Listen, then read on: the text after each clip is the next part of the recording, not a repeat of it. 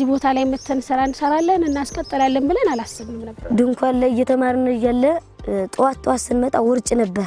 የተቋሙ ምስል እስከ መጥፋት ደረጃ ውድመት የወደመበት ሁኔታ ነው ያለው። እኔ መሰለ መማሪያ ክፍል ውስጥ ሲገቡ ተማሪዎቹ በተነሳሽነት የሚያረፍድ የሚቀር ተማሪ የለም። ለኛ ራስ በጣም ብዙ ተስፋ ነው የፈጠረልን ማለት ነው። መልሶ ማልማት ስራው በይፋ 2015 ተጀመረ ማለት ነው።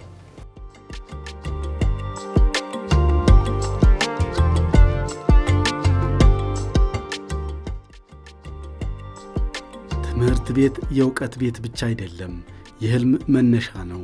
የተስፋ ብርሃን የሚበራበት ቦታ ነው። ነገር ግን ግጭቶች በተነሱ ቁጥር ይህ ብርሃን የምናይበት ሁሉ ውድመት ይደርስበታል። በሰሜኑ ጦርነት በምስራቅ አማራ ቀጠና ባሉ አካባቢዎች በርካታ ትምህርት ቤቶች ወድመዋል። በዴስክ ላይ የተጻፉ ህልሞች ተቋርጠዋል። ብዙ ተማሪዎችም ከመማሪያ ገበታቸው ላይ ተለይተው ለጊዜው ከትምህርት ገበታቸው ርቀዋል።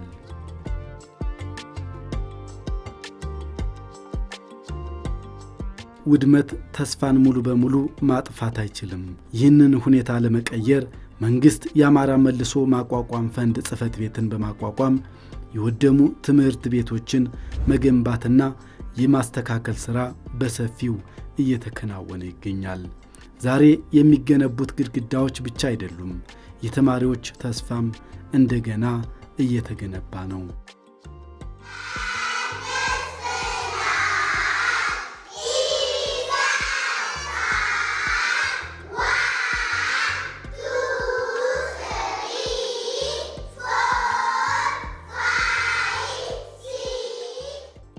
ጦርነቱ በአካባቢው ትምህርት ቤቶች ላይ ከፍተኛ ውድመት አስከትሏል።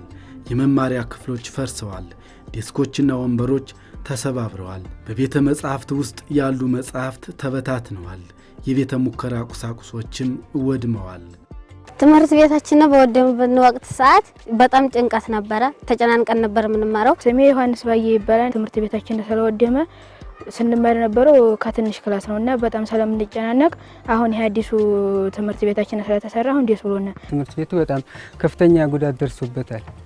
ለምሳሌ በቢሮ ውስጥ ያሉ የመማሪያ ቁሳቁሶች እንደ ጄኔሬተር እና የተለያዩ መሳሪያዎች ወድመዋል። እዚህም አካባቢ ሰፍረው ስለነበረ በሙሉ ወንበሮች ተሰባብረዋል፣ ተጥቅም ውጭ ሆነዋል። አሁን የምናስተምርበት ወንበር ራሱ ከየአካባቢው ማህበረሰብ ብርም ሰብስበን የተወሰነ ጠጋግነን በጥገና ላይ ያሉ ወንበሮች ናቸው። ትምህርት ቤት ላይ የደረሱ ጉዳቶች ከባድ ነበሩ። በጊዜው ምናልባት ክላሶቹ ከጦርነቱ መፍረስ መጀመሪያ ላይ ተፈናቃይ እንዳለ መጥቶ ነበር። መጀመሪያ ላይ ተፈናቃዩ መጥቶ ወንበሩን አውጥቶታል። ፈልጠው የማገዱት ወንበር አለ። በሰዓቱ ዘበኛ ምንም ስለለቀቀ ጥበቃ የለውም። በዛን ሰዓት ያ ነገር ወድሞ እያለ ተከተለ ጦርነቱ። በዚህ ነው የመጣው። ያ ነገር ውድመት ደርሶበታል። ጄኔሬተር ነበረው፣ የቀበሌው ሶላር ነበረ፣ ፍሪጅ ነበረ። እንደገና ደግሞ ቢሮ ውስጥ የተለያዩ የጽህፈት መሳሪያ ነበሩ። እነዛ በሙሉ ወድመዋል። ያው ጦርነቱ የሰሜኑ ግጭት ብዙ ጉዳቶችን አስተናግዷል።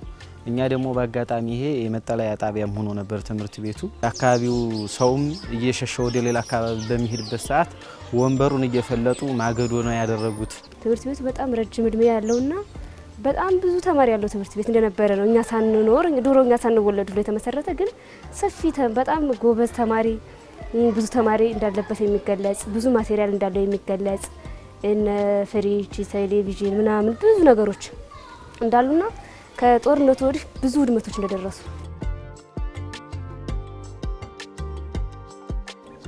እንግዲህ በወረራው ወቅት እንደሚታወቀው ሙሉ በሙሉ ማለት ይቻላል ከትምህርት ቤቱ ከጣራው እና ከክፍሎቹ ውጭ ያለ ማቴሪያል ሙሉ በሙሉ በሰዓቱ በነበረው ግምት ከ30 ሚሊዮን ብር በላይ የሚያወጣ ንብረት ነው በአጠቃላይ የወደመው።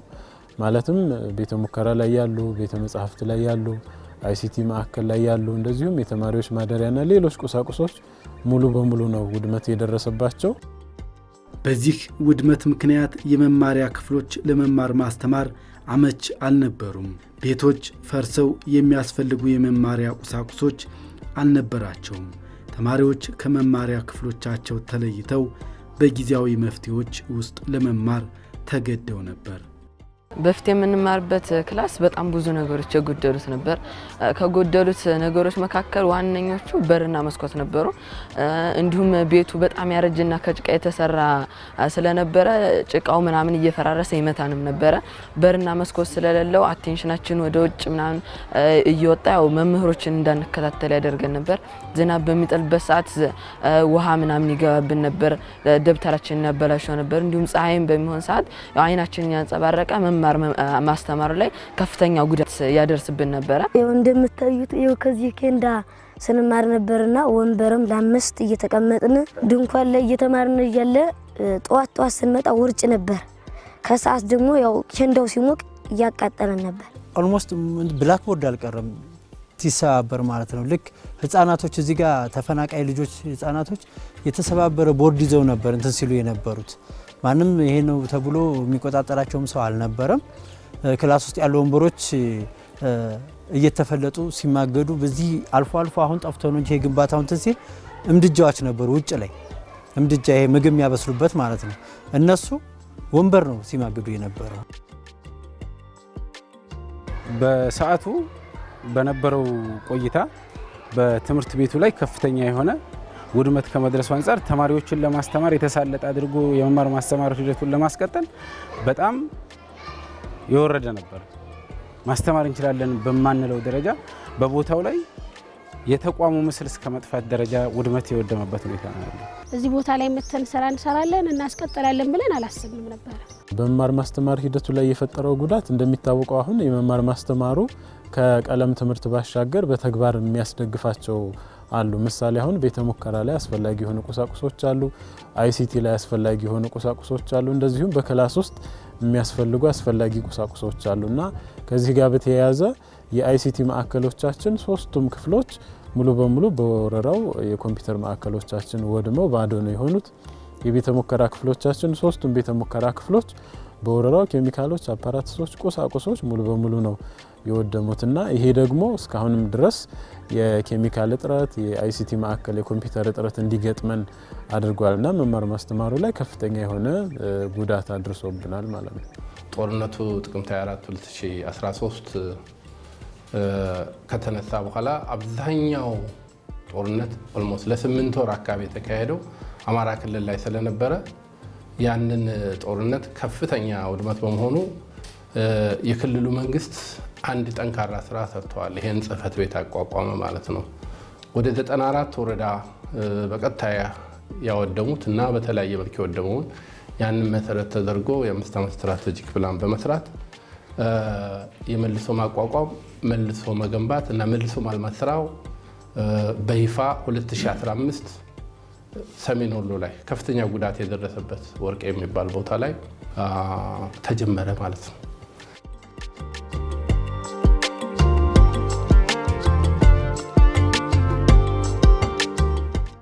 የወደሙ ትምህርት ቤቶች እንደገና መገንባታቸው ለአካባቢው ማህበረሰብ ደግሞ ተስፋን የሚያበራ ነው። ትምህርት ቤት ሲከፈት የተማሪዎች መማሪያ ክፍል ብቻ አይከፈትም። የህፃናት ህልምና ራዕይም አብሮ እውን ይሆናል። በብዙ ነገር ለውጦታል። ለምሳሌ በተገነቡት ብሎኮች ላይ አንደኛ የላይብረሪ ያያዘልናል። ላይብረሪ ብሎክ አለ። ያ ላይብረሪ ልጆቻችን ላይብረሪውን አደራጅተን በማንበቢያ ሰዓታቸውን እንትን ብለን ተሳነ ማንበብ እንዲችሉ አድርገናል። ሁለተኛ የተደራጀ ቢሮ አለው። ልጆቻችንም ክላሳቸው ቢያንስ ከአቧራና ከተለያዩ ነገሮች የተቆጠቡበት አለ። በዛ መንገድ ልጆቻችን ላይ ትልቅ የመማር ሁለተኛ ወደ ትምህርት ቤት የሚመጡ ግንባታው ተገንብቶ ሲያዩት በተፈጠረው ችግር ምክንያት ልጆች ወደ ኋላ መቅረት ነበረ። የግንባታ ሲገነባ ልጆች ወደ ትምህርት ቤት የመምጣትና ተሻለ መማር ማስተማር እንዲል ከፍተኛ አስተዋጽኦ ያደረገ ተጣበን በጣም ተቸግረንና ተጣበን እየተማር ነበርና አሁን ግን ይሄና የዋነታሽና ሁለቱ ክፍል ተሰርቶልን አሁን በሰላምና በደስታ እየተማርን ትምህርት ቤት ላይ እንገኛለን። ይሄ ትምህርት ቤት በመገንባቱ ለተማሪዎች አይደለም ለህፃናቶች አይደለም ለኛ ራሱ በጣም ብሩህ ተስፋ ነው የፈጠረልን ማለት ነው። ምክንያቱም ልጆቹ አዲሱ ክፍል ሲባሉ የሚቀር ተማሪ የለም። የሚቀር ተማሪ አሁን ገባ ስለተጀመረ የሚያረፍድ ተማሪ እንደሌለው የሚቀር ተማሪም እንደሌለ ቁርስ ሳይበላ ምሳ ሳይበላ የማይማር ተማሪ እንደሌለ ሁሉ አዲሱ ክፍል ሲማሩ ተማሪዎች አይቀሩም። ስለዚህ ይሄ ግንባታ በመጀመሩ በጣም ይሄ ነው ተብሎ የማይገለጽ ልጆቹ ጋር ትልቅ ደስታ አለ። እኔ መጀመሪያ አካባቢ ላይ እንደዚህ ይጀምራል የሚል እምነቱም አልነበረኝም ካለው ውድመት አንጻር ማለት ነው። እዚሁ አካባቢ ስለሆንኩ ሁሉን ነገር ስላየሁኝ አሁን ላይ ደግሞ የምናየው ተስፋ በጣም ደስ የሚል። በዋናነት እነዚህ ክላሶች በመሰራታቸው አሁን በፊት የተማሪዎች የመቅረት ምጣኔን የማቋረጥ ምጣኔን ቀንሶልናል። ተማሪዎች አሁን በቂ ብርሃን ካለው ወለሉ ሊሾ የሆነ በቃ ስታንዳርዱን የጠበቀ ግንባታ ስለነበረ ተማሪዎች በፊት ከታች ምስጥ እየወጣባቸው ነበርና የሚማሩት አሁን ከዚህ ከምንማር እያለ ወደ ከተማን በመሸኛም በምንም የሚሄድ ወላጅ ነበረ። አሁን ላይ ግን የተማሪ ፍላጎቱ ወደዚህ ጨምሮልናል። መማር ማስተማሩ ላይ መምህራን ገብተው ራሱ ለማስተማር አዲሱ ክፍል ሲያስተምሩና አሮጌው ክፍል ሲያስተምሩ እኩል ስሜት አይሰማንም። ይህን የመሰለ መማሪያ ክፍል ውስጥ ሲገቡ ተማሪዎቹ በተነሳሽነት የሚያረፍድ የሚቀር ተማሪ የለም። አሁን ክፍሉን በማየት ማለት ነውና በጣም የተለየ ልዩነት ነው ያለው ከበፊቱና ያሁኑ።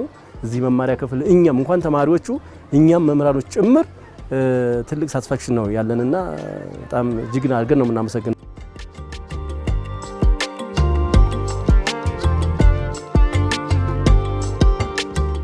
በጣም ፈተና ነበረው። ቢያንስ ማህበረሰቡን ራሱ አሳመነ ተማሪዎች ወደዚህ እንዲመጡ ማድረግ በራሱ ምን አለና ምን ላይ እንትን ሊሉ ነው ወላጅ ሲል የነበረው ማለት ነው። ብዙ ጊዜ ያወያይተናል ምናምን። አሁን እቺ ግንባታ ከመጣች በኋላ ግን የሚገርም ከሌላ ቦታ የሄደ መሸኛ እየያዘ መምጣት ጀመረ። የዚህ አካባቢ አርሶ አደር አሁን እኔ እንጃ ለመንግስት ያለውን እንትን እንዲጨምርለት ያደረገው እውነት ከጎናችን ነው። ያ ችግር ደርሶ ልጆቻችን ተበትነው ወደ ከተማ ሄዶ የሚያስተምረው ሀብታሙ ያስተምራል፣ ድሃው እንደ ሊሆን ነው እያሉ ልጆቻችን በዳስ ሊማሩ ነው እያሉ ጭንቀት ሲገጥማቸው ይሄ ግንባታ ተፈቀደ። ከመፈቀዱም ደግሞ አይደለም የጭቃ ቤት እንደዚህ ያማረ ግንባታ ተፈጥሮ በመሰራቱ ህብረተሰቡ በጣም ደስተኛ ነው። ከሚኖርበት ቤት የተለየ መሆን አለበት የሚባለው ለካ አዋጭነት አለው የሚባለው አባባል ነው የምልህ። እዛ ጭቃው ክላስ የሚማረው ተማሪና አሁን እዚህ አዲስ ተገነባው ክላስ የሚማረው ተማሪ አይደለም። አይ ትልቅ አስተዋጽኦ ነው ያደረገው ነው የምልህ። ከደረሰብን ጉዳት ለማገገም አንዱ አስተዋጽኦ ካረገልን ውስጥ የአማራ ክልል መልሶ መቋቋም ድርጅት ፈንድ ጽህፈት ቤት ነውና እነዚህም በተለይ ዋና የሚባለው ላይ የአይሲቲ ማዕከል ላይ የስሪአር ፕሮጀክት አንድ የኮምፒውተር ማዕከል አደራጅቶ የተለያየ አገልግሎት ይሰጣል። አሁንም ቢሆን እንደ ዲጂታል ላይብረሪ ተማሪዎቹ ይጠቀሙበታል።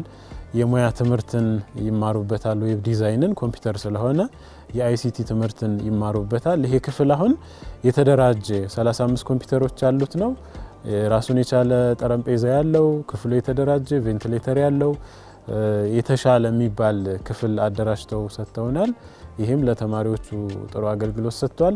ከዚህም ባሻገር የመልሶ ማቋቋም ድርጅቱ 3 ብሎኮችን ገንብተውልናል። እነዚህም የነበረብንን የመማር ማስተማር እጥረት የሚቀርፉ ናቸው። አሁን ግን ለመማር በጣም የሚያነሳሱ የሚያምሩ የተማሪን ልብ የሚገዙ የሆኑ ሲሆን እንዲሁም ተማሪዎች መምህራቸውን ብቻ እንዲያዳምጡ አቴንሽናቸው ሳይሰረቅ ወደ መምህራቸው ብቻ እንዲሄድ አድርጓቸዋል። እንዲሁም ሁሉም ነገር የተሟላለት ነው። ለተማሪዎች ምቹ ነው።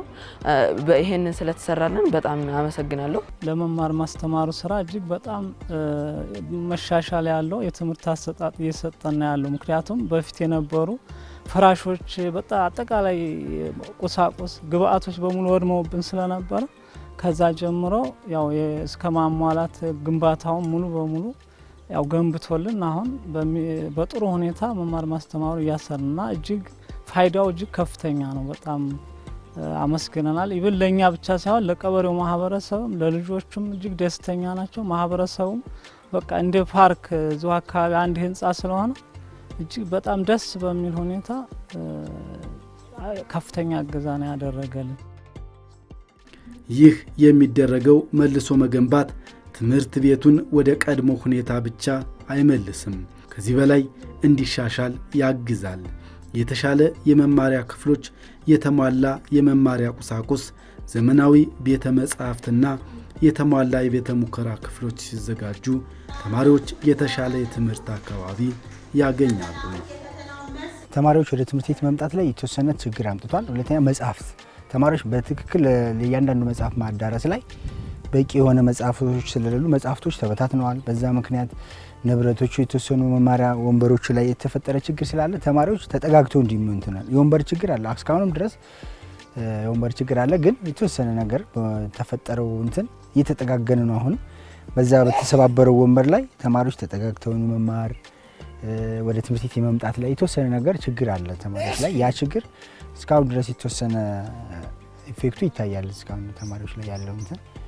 አሁን ላይ ደግሞ የምናየው ተስፋ በጣም ደስ የሚል ነው። ነገር ግን ያለው ብሎክ አሁን በቂ አይደለም ከተማሪው ቁጥር አንጻር። ግማሾች የሚማሩት እዛ እንደምታየው እንደውም በባለፈው እግሯ አንድ ተማሪ ገብታ ክላስ ውስጥ ገብታችሁ ብታዩት እንደ የፈካ ዲሾ እዛ ውስጥ ገብቶ እግሯ ሁሉ ወለምታው ስብራት አይደለም ወለምታ ነገር እንትን ብሏት እስከዛ ድረስ የደረሰበት የመንቃቱ ማለት ነው። እዛ ክላስ የሚማሩ ልጆች አሉ 8 7 ያሉትን ማለት ህፃናቶችን ቅድሚያ እዚህ ነው የሰጠናቸው እና እነሱ በቃ ሁሉ ጊዜ የሚያነሱት ጥያቄ ይሄ ነው። ቀሪዎቹን ክላስ ያየ ተጨማሪ ብሎክ የተማሪ ቁጥርን ማገናዘበ ቢሆንልን ግማሽ እዛ እየተማረ ግማሽ እዚህ ነው። እንደው ይሄ ያየ አካል ተባብሮ ግንባታ ቢፈቅድልን እላለሁ። 18 ዞን እንደ ውድመቱ እንቅስቃሴ እያደረግን ነው ከ2015 እስካሁን ሰዓት ድረስ። አንዳንድ ተቋማት በከፍተኛ አንድ አካባቢዎችም በከፍተኛ አንዳንድ ወረዳዎችም በከፍተኛ ከ32 ቢሊዮን ብር ጀምሮ የወደሙ ስለነበሩ በውድመታቸው መሰረት ወደ ስራ ገብተናል። ለምሳሌ ከትምህርት ብንጀምር ትምህርት በተለያየ ሚዲያ እንዳያያችሁት ከ6000 በላይ የሚሆን ትምህርት ቤት ወድሟል። 4.1 የሚሆን ተማሪ ከትምህርት ውጭ ሆኗል። ይህ ችግር አሁን ድረስ አልተቀረፈም። እንግዲህ ችግሩ ጦርነቱ ያለፈው የሰሜኑ ጦርነት ያን ጉዳት አደረሰ። በኋላ እንደገና ሚያዝያ ላይ 2015 በውስጣችን ሌላ ጦርነት በመፈጸሙ ችግሩ ቀጣይነት ስላለ ትምህርት ላይ ከፍተኛ የሆነ ገንዘብ በቢሊዮን የሚቆጠረውን ገንዘብ እዛ ላይ ነው። እንግዲህ ካሉን 1370 ፕሮጀክቶች ውስጥ ከፍተኛውን ገንዘብ 1370 ፕሮጀክቶች እና 13.3 ቢሊዮን ብር የሚሆነውን ከሚሆነው ውስጥ ለትምህርት ከፍተኛውን የመደብ ነው። ኦልሞስት ወደ 4 ቢሊዮን የሚሆነው እዛ ላይ ነው የተመደበው። ለምሳሌ በአሁኑ ሰዓት 451 ትምህርት ቤት እየተገነባ ነው ያለው። ኦልሞስት ያለቋሉ። በርካታ ያሉትን አስመርቀናል። ኦሮሞ ብሔረሰቡ ወደ 134፣ ኮምቦልቻ፣ ደሴ፣ ኩታበር እያል የምንሄድባቸው ብዙዎች 10 ዞኖች ላይ ሰሜን ወሎ፣ ደቡብ ወሎ፣ ሰሜን ጎንደር፣ ደቡብ ጎንደር 10 ዞኖች 20 ወረዳዎች በስሪአር ከምንሰራው ጨምሮ እየሰራን ያለ ነው። እንግዲህ እዚህ ላይ እነዚህ ወደ 451 የሚሆኑ ትምህርት ቤቶች እንዳያቸዋቸው ግብአትም ተጨማሪ አለ። ወደ 41 ሺህ የሚሆን ኮምባይንድ ዴስክ ከትምህርት ሚኒስቴር ድጋፍ በማግኘታችን ከፍተኛውን ድጋፍን ያገኘ ነው። መጽሐፍት ወደ 300 ሺህ የሚሆኑ ደጋፊ መጽሐፎች ተገኝተዋል።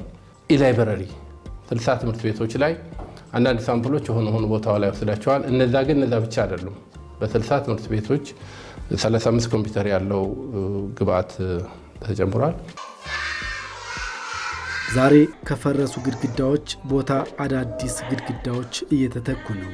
ከተቋረጡ ህልሞች ቦታ አዳዲስ ተስፋዎች እየበሩ ነው።